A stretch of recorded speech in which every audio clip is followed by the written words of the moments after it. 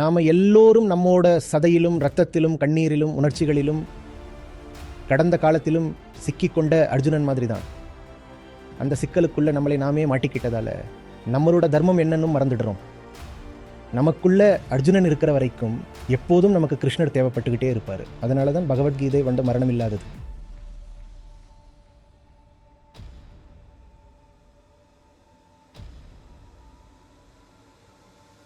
நம்ம பார்க்குற ரொம்ப பொருத்தமான ஒரு விஷயம் என்னன்னா, கொரோனாவுக்கு அப்புறம் நிறைய வன்முறை குற்றங்கள் நடந்திருக்கு. ஒரு வகையில் அமெரிக்காவையும் எடுத்துக்கிட்டா, அங்க ஒரு வகுப்பறை மாணவர்களே, எக்ஸ்கியூஸ் மீ, அதாவது ஒரு பள்ளி மாணவர்களே சுடப்பட்டாங்க. ஒரு துப்பாக்கியால ஒருத்தன் தாக்கி பலரையும் நிறைய குழந்தைகளையும் சேர்த்து கொன்னுட்டான். கோவிட்டுக்கு அப்புறம் நிறைய வன்முறை குற்றங்கள் நடந்திருக்கு. மக்கள், அது செலிபிரிட்டிகளா இருந்தாலும் சரி, இந்தியாவில் சமீபத்தில் ஒரு இசைக்கலைஞர் கொல்லப்பட்டார், இப்படி பல விஷயங்கள் நடந்திருக்கு. ஒரு மனிதன் இவ்வளவு கொடூரமான மனநிலைக்கு இந்திய சமஸ்கிருத வார்த்தைகளில் சொல்றதுன்னா, அசுர அல்லது ராட்சச மனநிலை எப்படி வர்றான்னு புரிஞ்சுக்கிறது கஷ்டமா இருக்கு. இதை எப்படி புரிஞ்சுக்கிறது? இந்த மாதிரி ஒரு விஷயத்தை எப்படி புரிஞ்சுக்கிறது? பாருங்க, இதெல்லாம் காலத்தோட கதைகள் தான். நாம் இப்போ இருக்கிற காலத்தோட அடையாளங்கள் இதெல்லாம். இதெல்லாம் அழகான ஆயுதங்கள் இல்லையா? ரொம்ப நவீனமானதுங்க, ரொம்ப கவர்ச்சியானதுங்க. ஒரு முறை உங்கள் கையில் கிடைச்சா பயன்படுத்தணும்னு தோணும். அப்புறம் இந்த வீடியோ கேம்ஸ் இருக்கு, அது அந்த ஆயுதங்களை ரொம்ப துல்லியமாக உருவாக்குது. அந்த கேமை நீங்கள் விளையாடும்போது ஒரு AK-47 துப்பாக்கியோட எக்ஸாக்ட் ரெப்ளிகா அங்கே இருக்கும்.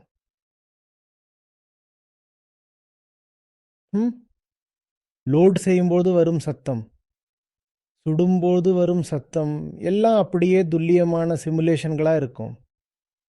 நீங்கள் அதை எப்பவும் செஞ்சிட்டே இருக்கீங்க.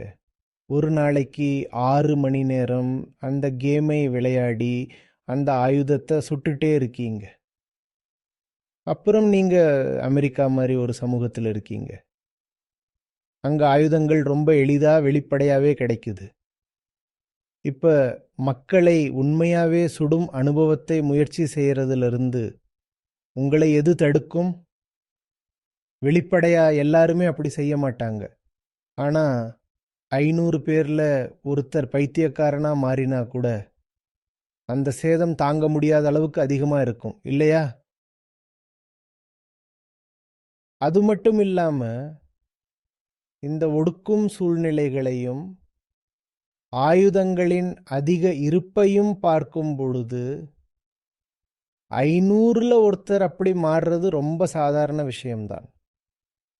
உண்மையில் இந்த மாதிரி மோசமான குற்றங்கள் இன்னும் அதிகமாக நடக்காதது தான் ஆச்சரியமாக இருக்கு. இந்தியாவில் லக்னோவில் நீங்கள் சொன்ன மாதிரியே ஒரு சம்பவம் சமீபத்தில் நடந்துச்சு. நல்ல வேளையா பாதிக்கப்பட்டவங்களோட எண்ணிக்கை ரொம்ப குறைவு.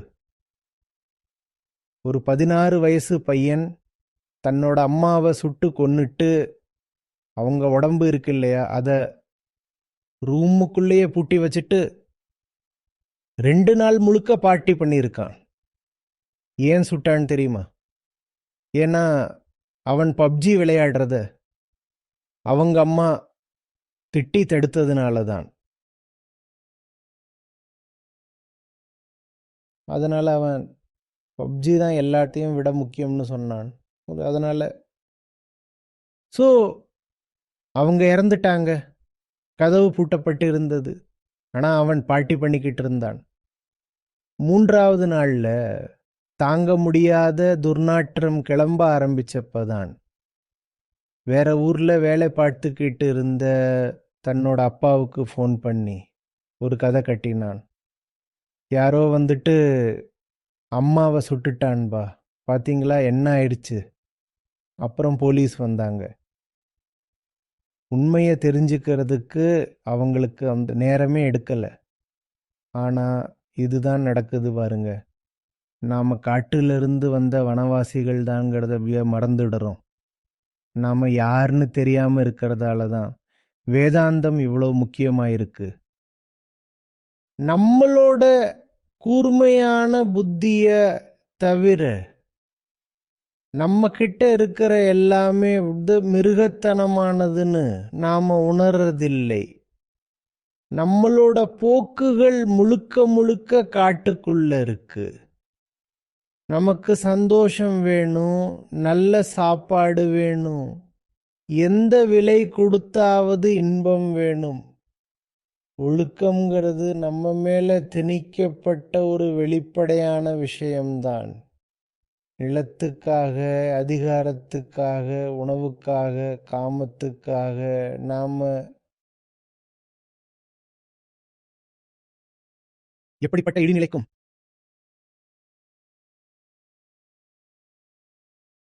இறங்கி போவோம். நாம ரொம்ப ஸ்பெஷல்னு நினைக்கிறோம். ஒரு குறிப்பிட்ட இனத்தை சேர்ந்ததனாலேயே நாம தனித்துவமானவங்கன்னு நினைக்கிறோம். இல்ல, நாம் அப்படி இல்ல. குரங்குகளுடனும் சிம்பான்சிகளுடனும் நாம நிறைய விஷயங்களை பகிர்ந்து கொள்கிறோம். எல்லா பழக்கங்களும் அங்கிருந்து தான் வருது. ஆனா அந்த பழக்கங்களுக்குத்தான் நாம AK-47 மாதிரி ஒரு ஆயுதத்தை பரிசா கொடுத்துருக்கோம். அல்லது இப்போ இருக்கிற மாதிரி EN-94 துப்பாக்கிகளை. தன்னை திருப்திப்படுத்துவதைத் தவிர வேறெதையும் அறியாத ஒரு வன்முறையான விலங்கை பத்தி யோசிச்சு பாருங்க. அவனோட கையை நியூக்ளியர் ட்ரிகர் மேல வச்சிட்டு இருக்கிறவன். அதுதான் நாம. நம்ம கிட்ட இருக்கிற முழு நியூக்ளியர் ஆர்சனல் நம்ம வசம்தான். உள்ளுக்குள்ள காட்டுத்தனமான போக்குகளை நம்ம எஜமானனா வச்சிருக்கோம். இந்த மனிதனின் இக்கட்டான சூழ்நிலையை யோசிச்சு பாருங்க.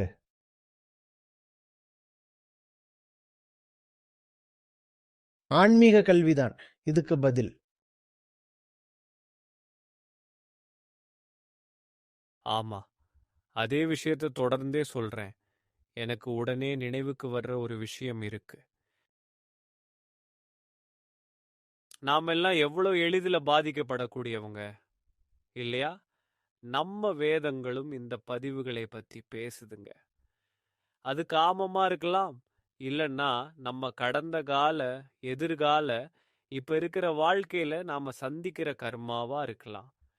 குழந்தைகள் கிட்ட இவ்வளவு பயங்கரமான, கொடூரமான விஷயங்கள் சின்ன வயசுலயே நடக்கும்போது நான் கேட்ட ஒரு பார்வை என்னன்னா, மனித வரலாற்றிலேயே சாதாரண மனுஷன் சந்திக்கிற பிரச்சனைகளும் ஒரு குழந்தை சந்திக்கிற பிரச்சனைகளும் ஒரே மாதிரி இருக்கிற காலம் இதுவா தான் இருக்கலாம்.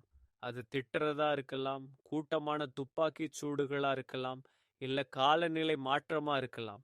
இந்த விஷயங்கள் குழந்தைகளையும் பெரியவங்களையும் பாதிக்கிற அழுத்தமான பிரச்சனைகள். இதுல என் கேள்வி என்னன்னா, ஒருத்தன் தனக்குள்ளேயே ஒரு இளைஞனா சின்ன வயசுலயே ரொம்ப எளிதில் பாதிக்கப்படக்கூடிய இந்த மாதிரி கொடூரமான சம்பவங்களை எப்படி கடந்து வர்றது? நான் கொடூரமானன்னு சொல்றது நெகட்டிவ் அர்த்தத்துல. இந்த விஷயங்கள் ஒருத்தரை எப்படி மாத்தும்னு தான் இன்னைக்கு நாம பார்க்குறோம். மக்கள் இந்த காரணங்களுக்காக தெரபிக்கு போறாங்க. ஏன் கடந்த காலத்துல நான் துஷ்பிரயோகம் செய்யப்பட்டேன், இல்லைன்னா என் கடந்த காலத்துல இது நடந்துச்சு, அதனால இன்னைக்கு எனக்கு இது நடக்குது அன்னு அவங்க உணர்றாங்க. இந்த விஷயங்கள் கண்டிப்பா இந்த குழந்தைகளை பாதிக்கும். பெற்றோர்கள் 2 நாளைக்கு முன்னாடி நான் வெளியே விளையாடின அதே குழந்தை இது இல்லைன்னு சொல்றாங்க. அப்போ ஒருத்தன் தன்னோட வாழ்க்கையில இந்த மாதிரி எளிதில் பாதிக்கப்படக்கூடிய சூழ்நிலைகளை எப்படி கடந்து வர்றது? இது மனசு ரீதியாகவும் உங்களோட மனநகரத்திலையும் உங்களை ரொம்ப பாதிக்கலாம். பாருங்க, மனசு பதிவுகளை உள்வாங்க ரொம்ப ஆவலா இருக்கு. மனசு ஒரு ஸ்பாஞ்ச் மாதிரி. அது எதையாவது உள்ள எடுத்துக்க விரும்புது. அதுதான் மனசுடைய அடிப்படை சுபாவமே, எதையாவது உள்வாங்கிறது. ஏன்னா மனசு ஒரு நிலையான அதிருப்தி நிலையில இருக்கு. அதனால அதோட பதிவாகக்கூடிய தன்மை அப்படியே இருக்கும். அதை நாம விரும்பி போக்கடிக்க முடியாது. முக்கியமானது என்னன்னா, மனசை சரியான பதிவுகளுக்கு உட்படுத்துறது தான். அதுக்கு சரியான விஷயத்தை சரியான அளவில் கொடுங்க. இல்லைன்னா அது எல்லா இடத்திலிருந்தும், பெரும்பாலும் வெறுக்கத்தக்க இடங்களிலிருந்தும் ஏனோதானோவா உள்வாங்கிக்கும். மனசுக்கு முதல்ல கல்வி தேவை, சரியான அறிவு மனசுக்கு கிடைக்க வேண்டியது அவசியம். ஏன்னா அது தன்னோட கருத்துக்களால் தான் அவட கஷ்டப்படுது. அதனால மனசு சரியான கருத்துக்களுக்கு உட்படுத்தப்படணும். மனசுக்கு தத்துவ அடிப்படை பயிற்சி தேவை. நான் ரொம்ப கஷ்டமானதாவோ பிராக்டிக்கலா இல்லாத ஒரு விஷயத்தை பற்றியோ பேசல. மனசுக்கு, ஒரு குழந்தைக்கு இருக்க வேண்டிய அடிப்படை தேவையை பற்றி தான் பேசுறேன். அதுக்கு சரியான விஷயங்களை பற்றி யோசிக்க கொடுங்க. அதை சிந்தனையின் ஆரம்பத்துக்கே நேராக எடுத்துட்டு போங்க. எண்ணங்கள் எங்கிருந்து வருது, எல்லா யோசனைகளும், உள்ளுணர்வுகளும், உணர்வுகளும் எங்கிருந்து உருவாகுது. அப்பதான் மனசு எங்கிருந்தோ கிடைக்கிற எல்லா விஷயத்தையும் உள்வாங்க ரொம்ப ஆர்வமா இருக்காது. பாருங்க, இது எப்படின்னா, வீட்டில் குழந்தைக்கு சரியான சத்தான உணவு கொடுக்காம அப்புறம் அந்த குழந்தை வெளியில போய் கண்ட உடல் நலமில்லாத ஃபாஸ்ட் ஃபுட்டை கண்ட இடத்துல இருந்து சாப்பிடுதுன்னு குறை சொல்ல முடியாது. ஏன்னா நீங்க குழந்தையோட பசிய தணிக்கிற உங்களோட பங்கை உணர்றீங்க. அதனால தான் அந்த குழந்தை தன்னோட பலவீன நிலையில அவன் தனக்கு என்ன கிடைக்குதோ அதை அப்படியே ஏத்துக்கிறான். அது ஒரு குழந்தையோட இயலாமை. ஒருவேளை நீங்க ரொம்ப சுவாரஸ்யமா சொன்ன மாதிரி இந்த நூற்றாண்டுல குழந்தைகள் எதிர்கொள்ற பிரச்சனைகளும் பெரியவங்க எதிர்கொள்ற பிரச்சனைகளும் பெருமளவு ஒன்றா ஆகிடுச்சுன்னா என்ன நடக்குதுன்னு இது ஒரு ஆழ்ந்த பார்வையை கொடுக்குது. என்ன நடக்குதுன்னா, நாம் வளர்றதே இல்லை. அதனால தான் குழந்தைகள் சந்திக்கிற சவால்களை நாமும் தொடர்ந்து சந்திச்சுட்டு இருக்கோம். பெரியவங்களுக்கு கண்டிப்பாக பிரச்சனைகள் இருக்கணும், சவால்களை ஏற்றுக்கணும். ஆனால் அது பெரியவங்களுக்கான சவால்களாக இருக்கணும். வாழ்க்கைங்கிறது ஒரு முடிவில்லாத பிரச்சனைகளின் தொடர். அந்த பிரச்சனைகளுக்கு பயமில்லாம புத்திசாலித்தனமா பதிலளிக்கிறதுல தான் ஆனந்தம் இருக்கு. ஆனா பிரச்சனைகளும் நீங்க வளரும் பொழுது கூடவே வளரணும்.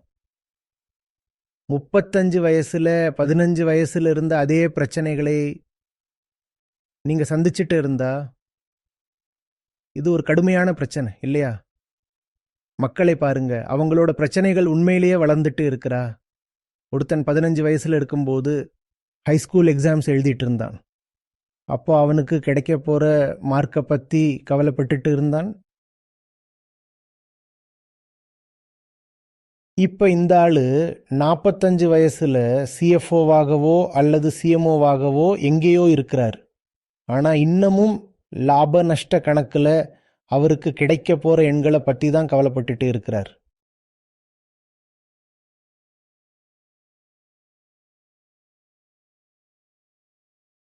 அப்ப அவர் போட்டி மனப்பான்மையோட பொறாமையோட இருந்தார். இப்ப 45 வயசுலயும் அதே பொட்டி மனப்பான்மை, பொறாமை, இன்செக்யூரிட்டி தான். 15 வயசுல என்ன செய்யலாம்னு தெரியாம இருந்தார். இப்போ 45 வயசுலயும் அதே நிலைதான். அப்போ எண்களை வைத்து தன்னுடைய மதிப்பை அளந்தார். இப்பவும் அதையே செய்கிறார். நாம வளர்ந்திருக்கிறோமா?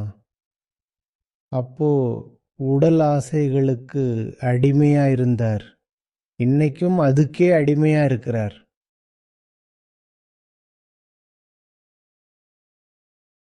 அவர் வேறொரு உடலோட தொடர்பு இல்லாம உயிர் வாழ முடியலன்னா இன்னைக்கு அந்த மற்ற உடல்கள் அவருக்கு சமமாகவோ இல்லைன்னா அதைவிட முக்கியமானதாகவோ இருக்கு. என்ன மாறி இருக்கு? எதுவும் மாறாது. உண்மையான வளர்ச்சி வெறும் வயதினாலோ அல்லது அனுபவத்தினாலோ வராது. ஒருத்தருக்கு ஒரு சிறப்பு கல்வி தேவை.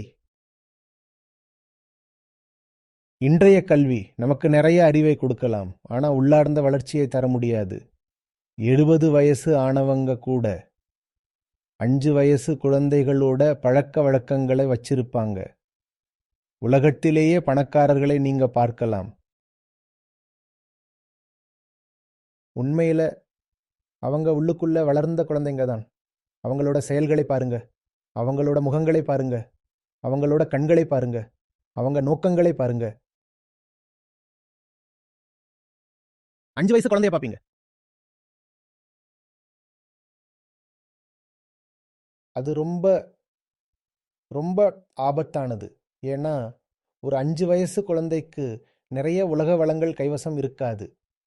ஒரு 5 வயசு குழந்தையால மற்ற கிரகங்களுக்கு போற ராக்கெட்களை உருவாக்க முடியாது.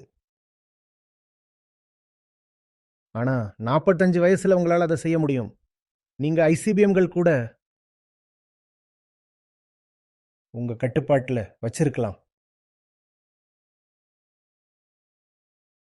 நாம எவ்வளவு ஆபத்தான நிலையில இருக்கோம்னு புரியுதா? நாம பேரழிவை ஏற்படுத்தக்கூடிய மிகப்பெரிய சக்தியோட இருக்கிற பிள்ளைகள் மாதிரி தான் இருக்கோம். நிறைய வளங்கள், நிறைய தொழில்நுட்பம், ஆனா ரொம்ப குறைவான ஞானம்.